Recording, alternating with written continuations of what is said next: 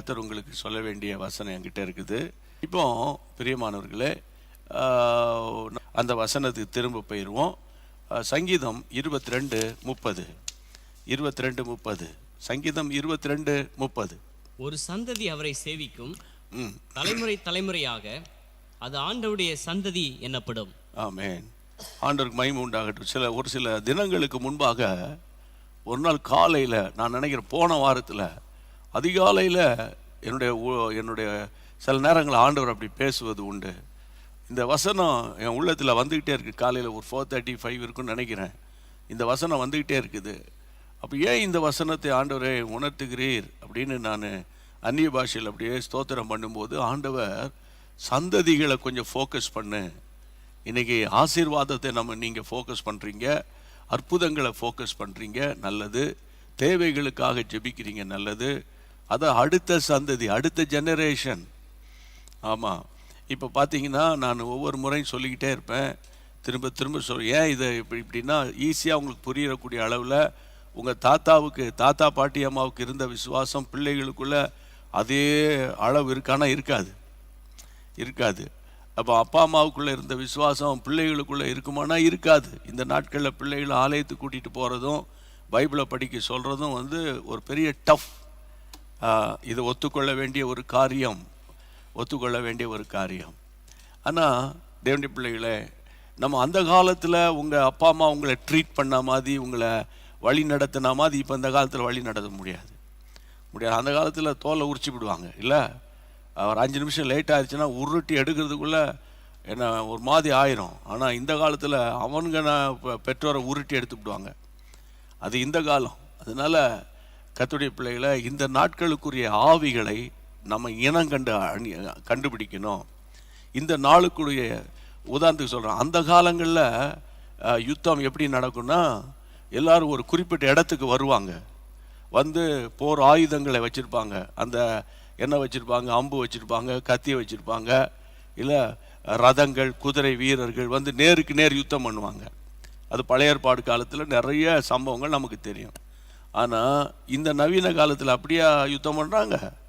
இங்கேருந்து ஒரு பட்டனை ப்ரெஸ் பண்ணால் அமெரிக்காவில் குண்டு உழக்கூடிய அளவுக்கு எவ்வளவோ என்னெல்லாமோ டெக்னாலஜி வளர்ந்து போய் பயங்கர இராணுவத்துக்கே சாப்பாட்டுக்கு வழி இல்லாத தேசங்கள் கூட இராணுவத்துக்கு பல கோடிகளை இன்வெஸ்ட் பண்ணுறாங்க. காரணம், தங்கள் தேசத்தை பாதுகாப்பதற்காக. சரி, அப்போ அந்த நாட்களுடைய யுத்தம் வேற, யுத்தத்தின் அணுகுமுறை வேற, இந்த நாட்களுக்குரிய யுத்தத்தின் அணுகுமுறை வேற. அது மாதிரி அந்த நாட்களில் சபையை துன்பப்படுத்தின சாத்தான் வேறன்னு அவன்தான். இந்த நாட்களில் வேற ரூபத்தில் அவன் விசுவாசிகளையும் ஊழியர்களையும் சபைகளையும் துன்பப்படுத்துவான். சரியா? அப்போது இந்த நாளுக்குரிய பொல்லாத கிரியைகளை இனங்கண வேண்டும். அதுக்கு ஒரு ரெவலேஷன் வேணும். அப்போது சந்ததிகள் இன்னைக்கு தாக்கப்படுகிறது. ரொம்ப பாரம். எங்கே போனாலும் பையன் குடிக்கிறான். என்ன வயசு? 7 வயசு, 7ஆம் கிளாஸ் படிக்கிறான், அடிக்கிறான், குடிக்கிறான், ஓடிட்டான், எங்கே கிடக்கான்னு தெரியல. இப்படி நிறைய ஜப குறிப்புகள். தாங்கவே முடியல. பிள்ளைகளை படிக்க வைக்க முடியல. செல்ஃபோனோட தான் டாய்லெட்டுக்குள்ளே போகிறது, இல்லை? சாப்பிடும்போதே சாப்பிட்டுக்கிட்டே ஒரு கையில் இப்படி பார்த்துக்கிட்டு தான் அப்படி சாப்பிட்றது.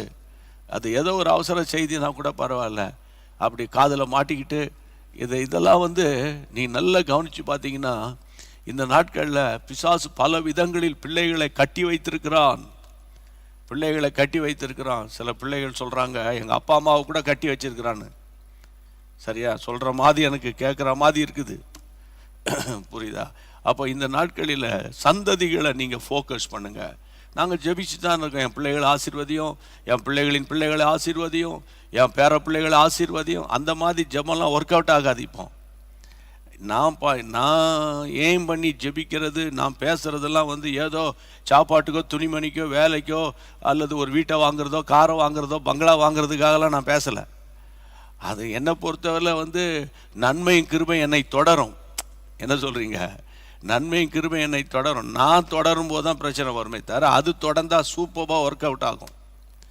அதனால் எனக்கு அன்பான தேவனுடைய பிள்ளைகளே, இந்த கடைசி நாட்களில் உங்கள் பிள்ளைகள் நல்லா படிக்கிறதுக்காக கர்த்தரை தோத்திரம் பண்ணுங்க. உங்கள் பிள்ளைகள் கர்த்தருக்குள்ளே இருக்கிறதுக்காக தோத்திரம் பண்ணுங்க. ஆனால் இன்றைக்கு நான் வேகமாக உங்களுக்கு சொல்ல வேண்டிய வசனம் என்னன்னு கேட்டால், அதாவது ஆதியாகமம் 21 அதிகாரம் 4 வசனத்துக்கு வாங்கலேன்.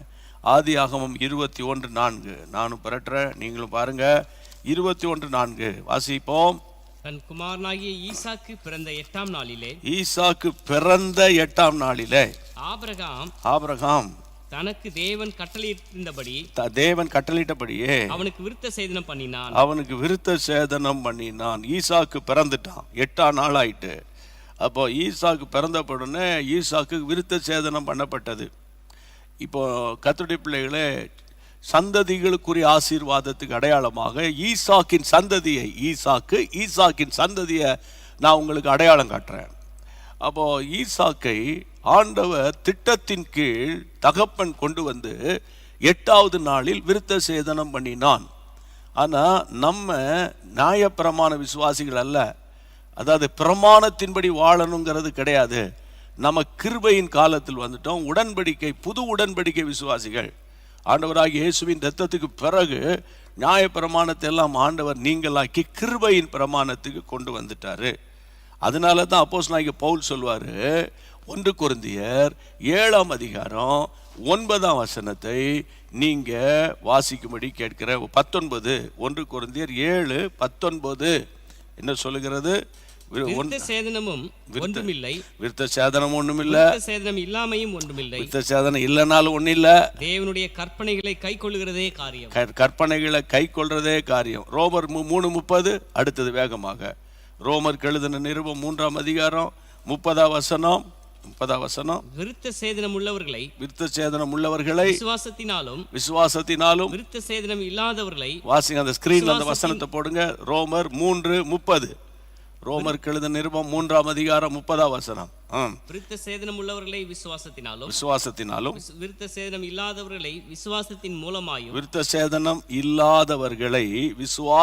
மூலமாயும் நீதிமான்களாக்குகிற தேவன் ஒருத்தர் தான். அப்போ இப்போ நீங்கள் நம்ம நியூ டெஸ்ட்மெண்ட்டுக்கு வந்துட்டோம், கிருபையின் உபதேசத்துக்கு வந்துட்டோம், கிருபையின் காலத்தில் வந்துட்டோம். இனி கொண்டு வந்து அந்த பழைய அந்த சர்க்கம்ஸ்டன்ஸ், அதாவது நீ அந்த விருத்த சேதனம் பண்ணணுங்கிறது அவசியம் இல்லைன்னு டீட்டெயிலாக சபைக்கு அப்போஸ்தலனாகிய பவுல் போதிக்கிறதை போல நானும் போதிக்கிறேன். அந்த 8ஆம் நாளில் பண்ண விருத்த சேதனம் நமக்கு அவசியம் இல்லை. அப்போ நீங்கள் என்ன சொல்ல வரீங்க? என்ன சொல்ல வரேன்னா, வாசிங்க. உபாகமத்தின் புத்தகம் 10ஆம் அதிகாரம், உபாகமம் 10ஆம் அதிகாரம் 16ஆம் வசனம். உபாகமம் 10ஆம் அதிகாரம் 16ஆம் வசனம். ஆகையால் நீங்கள் இனி உங்கள் பிடரியை கடினப்படுத்தாமல் உங்கள் இருதயத்தின் நுனித்தோலை விருத்த சேதனம் பண்ணுங்க.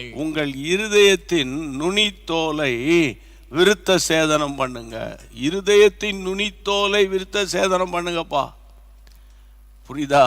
அப்போ விருத்த சேதனம் நியூ டெஸ்ட்மெண்ட் விசுவாசிகளாகிய உங்களுக்கு எனக்கும் ஒரு விருத்த சேதனை இருக்கு. இருதயத்தின் நுனித்தோல். அப்போனா ஓப்பன் ஹார்ட் சர்ஜரி பண்ண சொல்றீங்களா? அல்லது நீங்க என்ன சொல்றீங்க? நீங்க எக்கோ டெஸ்ட் எடுத்து பார்த்து எங்க வெட்டிக்கிட்டி உள்ள தோலை எடுக்க சொல்றீங்களா? இல்லை கர்த்தருடைய பிள்ளைகளே, இல்லை ஆன்ஜியோ பண்ண சொல்றீங்களா? என்ன பண்ண சொல்றீங்க? அதாவது அதனுடைய ஆவிக்குரிய அர்த்தத்தை நீங்க பார்க்கணும். இருதயத்தின் நுனித்தோலை, அந்த அழகான வசனம். திரும்பி அந்த ஸ்கிரீன்ல பாருங்க அந்த வசனத்தை. உங்கள் இருதயத்தின் நுனித்தோலை விருத்த சேதனம் பண்ணுங்க. ஏனென்றால் இந்த இருதயம் திருக்குள்ளதும் மகா கேடு உள்ளதுமா இருக்கிறது. இப்போ என்னன்னா, அதாவது ஈசாக்குக்கு ஆசீர்வாதம் வரணும்னா, ஈசாக்கின் மேல் சந்ததி விளங்கணும்னா, ஈசாக்குக்கு கர்த்தர் கொடுத்த வாக்கு தத்தங்கள் நிறைவேறணும்னா நீ விருத்த சேதனம் பண்ணுன்னு ஆண்டவர் சொல்றாரு. அப்போ கர்த்தருடைய பிள்ளைகளே, ஒவ்வொரு நாளும் பேசிட்டு வரேன். கலாத்தியர் 3ஆம் அதிகாரம் கடைசி வசனத்தின்படி என்னைக்கு நீங்களும் நானும் ரட்சிக்கப்பட்டு அபிஷேகம் பெற்று ஏசப்பா பிள்ளையா மாறணுமோ, நம்ம ஆபிரகாமின் சந்ததி வாக்கு தத்தத்தின் பிள்ளை. ஓகே, அப்போ ஏன் எனக்கு இந்த ஆசீர்வாதம் வர மாட்டேங்குது, அந்த சந்ததிக்குள்ள போக மாட்டேங்குதுன்னா, இந்த இருதயத்தில் விருத்த சேதனம் இருக்கான்னு கொஞ்சம் நம்ம பார்த்துக்கிடணும். இருதயம், ஏன்னா இந்த இருதயம் தான் திருக்குள்ளதும் அப்புறம் மகா கேடு உள்ளதுமா இருக்கிறது. அப்போ மத்தேயு எழுதின சுவிசேஷம் 15ஆம் அதிகாரம், Matthew chapter 15, 15ஆம் அதிகாரத்தை புரட்டுங்க வேகமா. எழுதுறவங்க எழுதுங்க. அப்போ மத்தேயு 15:9 அங்கே என்ன சொல்லப்பட்டிருக்கிறது? மத்தேயு 15 மனுஷருடைய கற்பனைகளை உபதேசங்களாய் போதித்து, அது 9ஆம் வசனம். 19ஆம் வசனத்தை நான் சொல்லுகிறேன். 19ஆம் வசனம் 19 எப்படி எனில் இருதயத்திலிருந்து பொல்லாத சிந்தனைகளும், இருதயத்திலிருந்து பொல்லாத சிந்தனைகளும், கொலைபாதகங்களும், விபச்சாரங்களும், வேசித்தனங்களும், களவுகளும், பொய் சாட்சிகளும், தூஷணங்களும் புறப்பட்டு வரும். இப்ப இருதயத்துல விருத்த சேதனம் இருந்தால் ஒரு விசுவாசிக்கு இப்படிப்பட்ட சிந்தனைகள்லாம் தலை தூக்கும் போதே உடனே இயேசுவின் இரத்தத்தின் வல்லமை அதை மேற்கொள்ளும். இருதயத்திலிருந்து பொல்லாத சிந்தனைகள், அதை ஒரு பட்டியலே போட்டிருக்கு. எல்லாம் இருதயத்துக்குள்ள இருந்தாதான். கர்த்தருடைய பிள்ளைகளை நல்ல கவனிங்க. நீங்க வேதத்தை திருப்புங்க. எபிரேயர் 3ஆம் அதிகாரம் 8ஆம் வசனம். ஈப்ரூ சாப்டர் 3 திருப்பி வச்சுக்கோங்க. எபிரேயருக்கு எழுதின நிருபம், நானும் திருப்புற 3ஆம் அதிகாரம் 8ஆம் வசனத்தை வாசிங்க. வனாந்தரத்திலே கோபம் மூட்டின போது சோதனை நாளிலும் நடந்தது போல உங்கள் இருதயங்களை கடினப்படுத்தாதிருங்கள். உங்கள் இருதயத்தை கடினப்படுத்தாதிருங்க. இருதயத்தின் நுனித்தோலை விருத்த சேதனம் பண்ணுன்னா what is the meaning brothers? நல்ல கவனிங்க. கிருப கிருப கிருப கிருப என்ன செஞ்சாலும் கர்த்தர் மன்னிச்சிருவாரு. மன்னிச்சுதான் யார் மன்னிக்க மாட்டார் சொன்னா? மன்னிப்பாரு. எல்லாத்துக்கும் ஒரு எக்ஸ்ட்ரீம் லெவல் இருக்குல்ல. ஒரு முறை ஒய்ஃப் அடித்தா சாரின்னு சொல்லுவேன், 2வது முறை அடித்தா சாரின்னு சொல்லுவேன், 3வது அடிச்சுட்டு சாரி சொல்லுவேன், ஓயாமல் அடிச்சுட்டு சாரி சொல்லுவேன். அவன் எவ்வளோ காலம் தான் சாரின்னு அந்த சாரின்ற வேர்டுக்கு அது அது அது அதுக்கு அதுக்கு ஒரு இது கிடையாதா? அப்போது இன்றைக்கு கர்த்தருடைய நாமத்தினால் ஆண்டவர் சொல்கிறாரு, நீ ஆபிரகாம் நாட்களில் இருந்த விருத்த சேதனம் வேண்டாம்பா, ஆனால் உன் இருதயத்தின் நுனித்தோலை நீ என்ன செய்யணும்? விசுவாசிகள் சபையார் என்ன செய்யணும்னா விருத்த சேதனம் பண்ணா அந்த மத்தேயு 15:19 இருதயத்திலிருந்து வருகிற பிரச்சனைகளை நம்ம மேற்கொள்ள முடியும். பிரியமானவர்களே, இப்போ எபிரேயர் 3:8 நம்ம வாஸ்தவம், உங்கள் இருதயங்களை கடினப்படுத்தாதீங்க. அப்படின்னா என்ன அர்த்தம் தெரியுமா? கடினமான கல்லான இருதயம், ஸ்டோனி ஹார்ட். நிறைய குடும்பங்களை நான் பார்த்துட்டேன். ஆமாம், சில குடும்ப பிரச்சனைகள் எல்லாம் டீல் பண்ணியிருக்கிறேன். அப்போ அவங்க அந்த ஸ்டாண்ட்லேருந்து இறங்கவே மாட்டாங்க பாருங்க. எல்லாம் பைபிள் தெரியும், அந்நிய பாஷை பேசுவாங்க, ஆவியில் நிரம்புவாங்க, படிச்சிருப்பாங்க, பெரிய பெரிய டிகிரி எல்லாம் பேர் பக்கத்தில் வச்சிருப்பாங்க. ஆனால் அவங்க அந்த ஸ்டாண்ட்லேருந்து இறங்க மாட்டாங்க இவங்க. கர்த்தருடைய பிள்ளைகளை, இந்த கடைசி காலத்தில் நான் உங்களுக்கு சொல்கிறேன், ஆண்டவருடைய நாமத்தில் சொல்கிறேன், நம்முடைய இருதயம் திருக்குள்ளது, மகா கேடு உள்ளது. அப்போ இந்த ஒன்று, அந்த இருதயத்தில் விருத்த சேதனம்னா என்ன அர்த்தம்னா கடினமான ஹார்ட். உங்ககிட்ட வேலை பார்க்குறவங்கள நீ எப்படி நடத்துறீங்க? ரொம்ப கேர்ஃபுல்லாக இருக்கணும். எப்படி நடத்துறீங்க? உங்கள் பள்ளிக்கூடத்தில் படிக்கிற பிள்ளைகளை நீ எப்படி நடத்துறீங்க? புருஷனை எப்படி நடத்துறீங்க? பிள்ளைகளை எப்படி நடத்துறீங்க? எந்த ஹார்ட்? உங்கள் ஹார்ட் எப்படி இருக்குது? எப்படி இருக்குது இந்த ஹார்ட்டு? எனக்கு அன்பான கர்த்தருடைய பிள்ளைகளை, அதாவது இந்த கோபம் இருக்கிற இடத்துல தான் குணம் இருக்கும். அது வேற கோபம். புரியுதா உங்களுக்கு? கண்டிப்பு இருக்கிற இடத்துல தான் தேவனுடைய கிருபை இருக்கும். அது வேற காரியம். ஆனால் இன்றைக்கு அந்த நிறைய பேருடைய கடினமான இருதயம், நான் ஒன்று சொல்லட்டா? கடினமான இருதயத்துக்கு ஒரு எக்ஸாம்பிள் கொடுக்கட்டா? புருஷன் எங்கே போகிறான்னு தலைக்கீழே நின்னாலும் ஒய்ஃப்னால கண்டுபிடிக்க முடியாது. ஆனால் 2 பேரும் அந்நிய பாஷையெல்லாம் பேசி பயங்கரமாக ஜெபம் பண்ணுவாங்க. அது என்னன்னு எனக்கும் புரிய மாட்டேங்குதுப்பா. ஏதாவது இருந்தால் எனக்கு சொல்லுங்க. எனக்கு புரியவே மாட்டேங்குது. ஆவியானவர் பேச மாட்டாரா? வீட்டுக்குள்ளே ஒருத்தருக்கு ஒருத்தர் நடக்கிறது இன்னொருத்தருக்கு ஷேர் பண்ண தெரியாது. எனக்கு தெரியாத அப்படின்னு வானுங்க. அதை வச்சு வீட்டுக்குள்ளே சண்டை வந்துடுது. ஸ்டோனியா ஹார்ட், அதை கல்லான இருதயம்.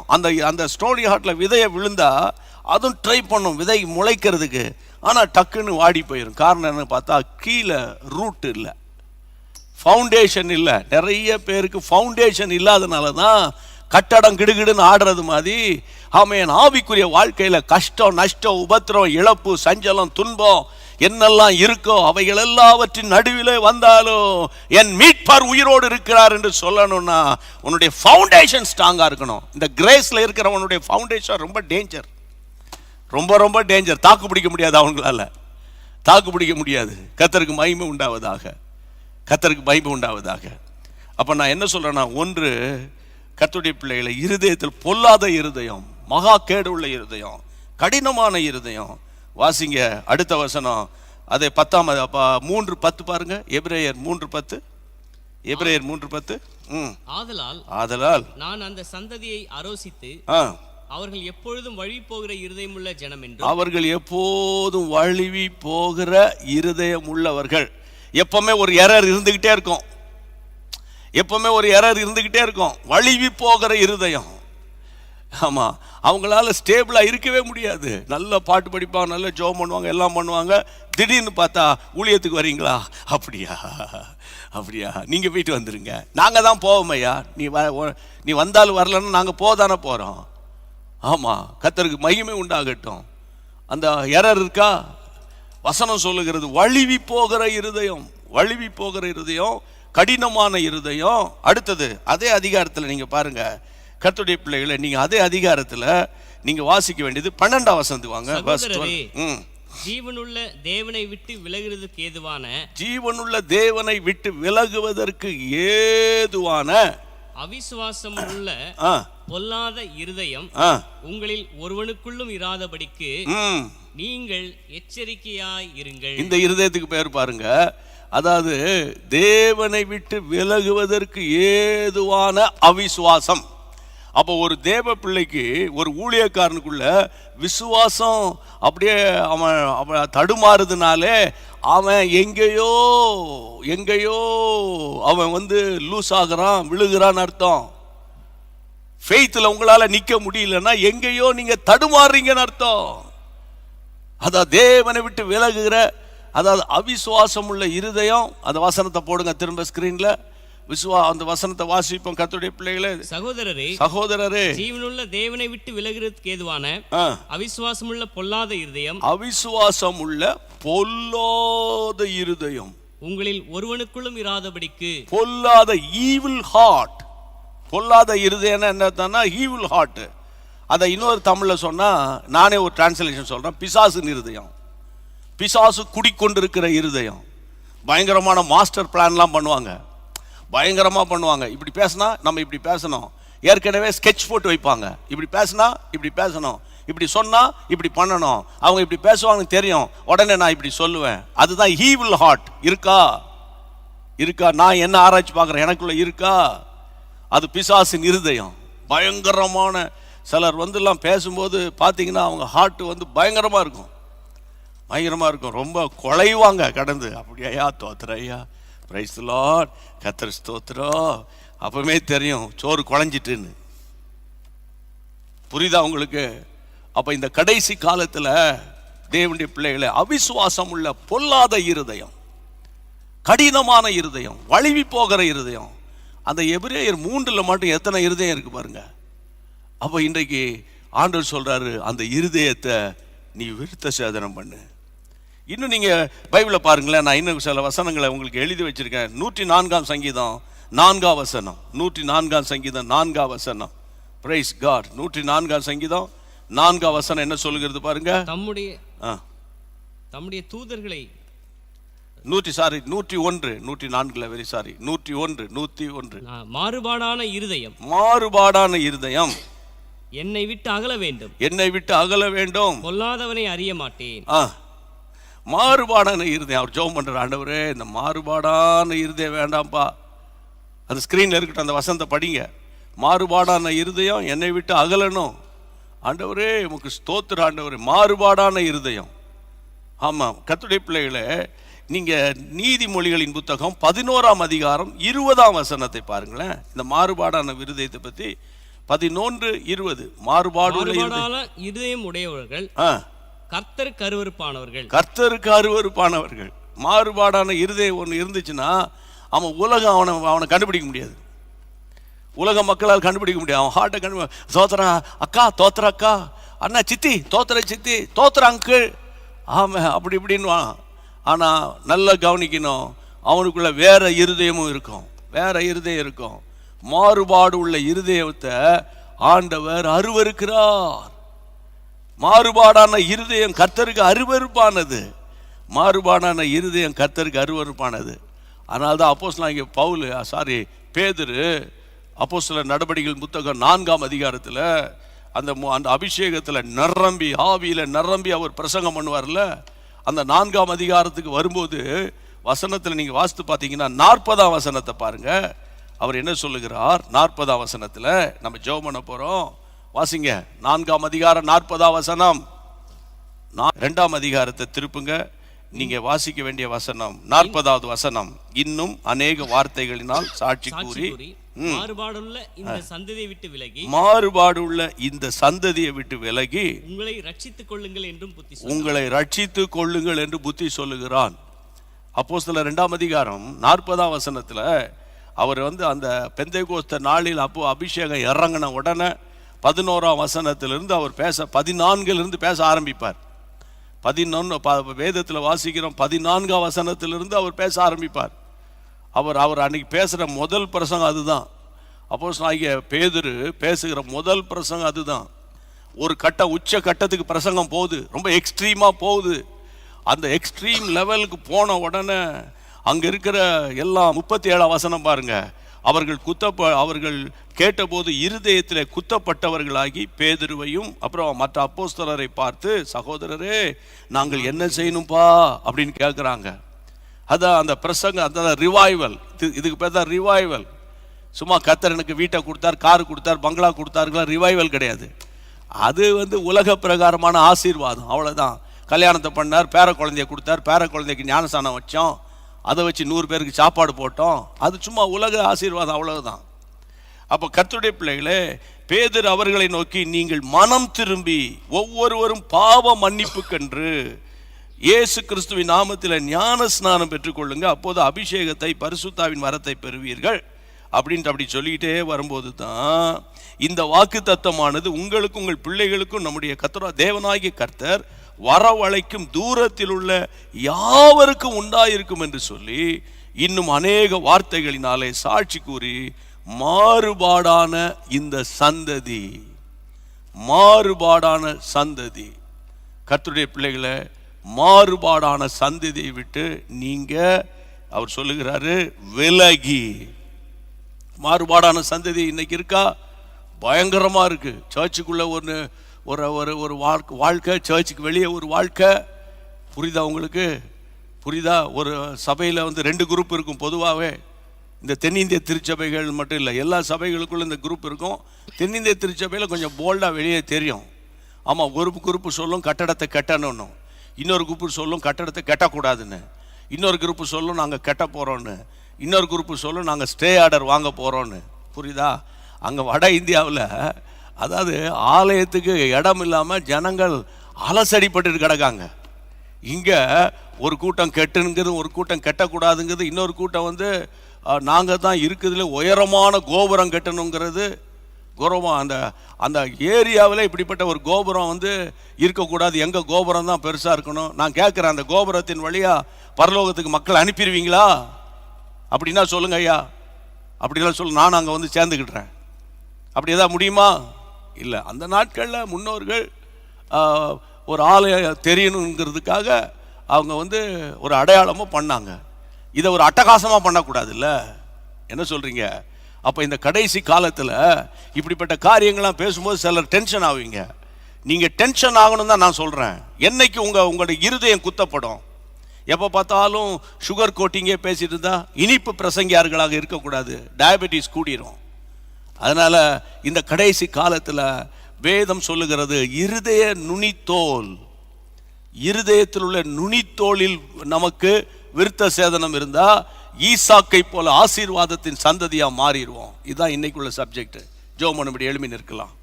ஆமென். கர்த்தருக்கு மகிமை உண்டாகட்டும். ஹல்லேலூயா. Thank you Lord. ராஷாந்து ரூகுலபா துரமா ஹாந்தராலாதானா. இயேசுவின் நாமத்தினால ஆண்டவரை, ஈசாக்கை போல நாங்களும் வாக்கு தத்தத்தின் சுதந்திரவாளிகளாக இருக்கிறோம் ஆண்டவரே. ஆனாலும் அன்றைக்கு 8ஆம் நாளில் ஈசாக்கு விருத்த சேதனம் பண்ணப்பட்டதை நினைவு கூர்ந்து புதிய ஏற்பாட்டு விசுவாசிகளாகி எங்களுக்கு ஆண்டவரே கர்த்தாவே, எங்கள் இருதயத்தின் நுனித்தோலை ஆண்டவர் விருத்த சேதனம் பண்ணணும்னு சொல்லி கொடுத்து ஆண்டவரே, மத்தேயு 15:19 ஆண்டவர் இருதயத்திலிருந்து வருகிற பொல்லாத காரியங்களை சொல்லி கொடுத்து எபிரேயர் 3:8, எபிரேயர் 3:10, எபிரேயர் கர்த்தாவே 3:12 ஆகிய வசனங்கள்ல இருந்து பலவிதமான இருதயங்களை எங்களுக்கு எடுத்து காண்பித்து எங்கள் நிலவரத்தை எங்களுக்கு சொல்லி கொடுத்த தேவனே, எங்கள் இருதயத்தை கண்ணோக்கி பாரும். தேவனுக்கு ஏற்கும் இருதயம் நொறுகுண்ட ஆவிதான். தேவனே, நொறுகுண்டதும் நறுகுண்டதுமான இருதயத்தை புறக்கணியிறப்பா. உம்முடைய கைகள் எங்களை ஒப்பு கொடுக்கிறப்பா. இந்த ஈவினிங் சர்வீஸ்ல நான் மனதார இந்த சுவிசேஷத்தை பிரசங்கம் பண்ணப்பா. வீடுகளுக்குள்ள இருக்கிற கடின இருதயம் மாறட்டும். பிள்ளைகளை குறித்து அப்பாவுக்கு இருக்கிற கடினம், நான் பேச மாட்டேனே, அவன் வீட்டுக்கு போக மாட்டேன், அவ வீட்டுக்கு போக மாட்டேன், அவன் தவறான முடிவுக்கு போயிட்டாங்க, அதனால நான் அந்த வீட்டுக்கு போக மாட்டேன், பிள்ளைகள் கீழ்ப்படியாம போயிட்டு அவனோடு நான் பேச மாட்டேன். இயேசுவின் நாமத்தினால ஆண்டவரே, இப்படிப்பட்ட ஒரு ஆண்டவரே சண்டை போட்டுக்கிட்டு தகப்பன் பிள்ளைகளை வெறுத்து இருக்கிற தகப்பனோடு ஆண்டவர் பேசுகிறீர். பிள்ளைகளை வெறுத்து இருக்கிற தாயோடு பேசுகிறீர். மாமியார் மாமனாரை வெறுத்து இருக்கிற மருமகளோடு கர்த்தர் பேசுகிறீர். இயேசுவே, ஹல்லேலூயா. அந்த விசுவாசிகளை வெறுத்து இருக்கிற ஊழியக்காரர்களோடு கர்த்தர் பேசுகிறீர். ஆண்டவரே, இருதயத்துல விருத்த சேதனம் பண்ண உதவி செய்யும். கர்த்தருடைய கருத்தில் ஒப்பு கொடுக்கிறோம். அப்பிரோஜனமான ஊழியக்காரனப்பா, அனுதினமும் பாடுபடுகிறோம்ப்பா, அனுதினமும் பிரயாசப்படுகிறோமப்பா. உம்முடைய ராஜ்யம் மட்டும் கட்டப்படட்டும், உம்முடைய ராஜ்யம் வரட்டும். பலவீனர்களை கர்த்தர் பலப்படுத்தும், சோர்ந்து போனவர்களை பலப்படுத்தும், தைரியப்படுத்தும், உற்சாகப்படுத்தும், கிருபை தாங்கும்படி ஜெபிக்கிறோம். இன்றைக்கு யார் யாருடைய உள்ளத்துல என்னென்ன கவலை கஷ்ட வேதனை இருக்கோ, அப்பா அம்மாவை இழந்துட்டு நிக்கிறோம். ஆண்டவர், நேற்று கூட ஒரு சகோதரி, என் அம்மாவை நான் இந்த வாரம் மிஸ் பண்ணிட்டேன், நான் ரொம்ப வேதனையில் இருக்கிறேன்னு சொல்றாங்கப்பா. இப்படிப்பட்ட பிள்ளைகளுக்கு நீங்க தான்ப்பா தைரியம் சொல்லுங்க. நீங்களே தைரியம் பண்ணுங்க. நீங்களே எங்களுக்கு தைரியம் கொடுத்துருங்கப்பா. நீங்களே எங்களை பலப்படுத்திருங்கப்பா. உங்களுடைய கைகளில் ஒப்பு கொடுக்கிறோம் அப்பா. இயேசுவே, இயேசுவே, அலைந்து திரிகிற ஆகாரை விசாரித்த தேவனே, ஆவி ஆத்துமா சரீரத்தில் அலைந்து திரிகிறவர்களை என் ஆண்டவரை திருப்பி கொண்டு வாருமப்பா. எங்களுக்கு ஆசீர்வாதமா இருந்ததற்காக ஸ்தோத்திரம். இயேசுவின் நாமத்தில் ஜெபிக்கிறோம் பிதாவே, ஆமென். ஸ்தோத்திரம். கலந்து கொண்டவங்க எல்லாருக்கும் நன்றி. ஒருவேளை கலந்து கொள்ள முடியாதாலும் இனி வாட்ச் பண்ண போற பிள்ளைகளுக்காக ஸ்தோத்திரம்.